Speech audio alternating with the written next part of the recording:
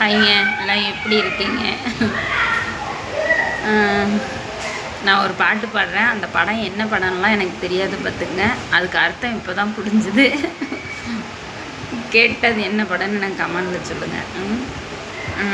பாடியிருப்பாங்க பார்த்துங்க. பணம் இருக்கும் மனிதரிடம் குணம் இருப்பதில்லை, குணம் இருக்கும் மனிதரிடம் பணம் இருப்பதில்லை. அந்த பாட்டு ஒன்று பாடியிருப்பாங்க.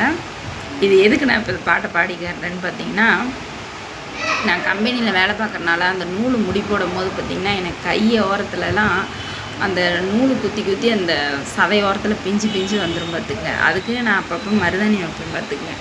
எப்போவுமே எங்கள் வீட்டில் வேலைக்கு போகிற பக்கம் அவர் பொறிச்சிட்டு வந்துடுவார். சொல்லிவிட்டேன்னா பொறிச்சிட்டு வந்துடுவார். அப்படி தான் இந்த 2 நாளாக சொல்லிவிட்டேன் பார்த்துங்க. ஃபஸ்ட் நாள் சொல்லிவிட்டேன், எங்கள் வீட்டில் கொண்டு வரல.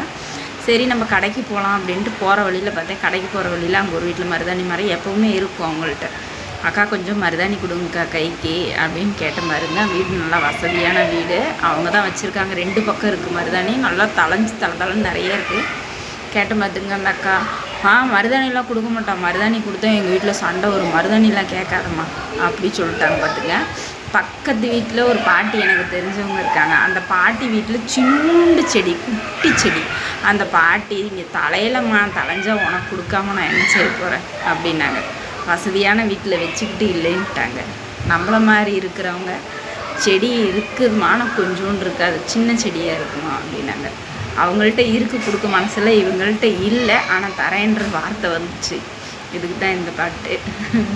உங்களுக்கு பிடிச்சா அது என்ன படம்னு சொல்லுங்கள், எனக்கு தெரியல. பாய்ங்க.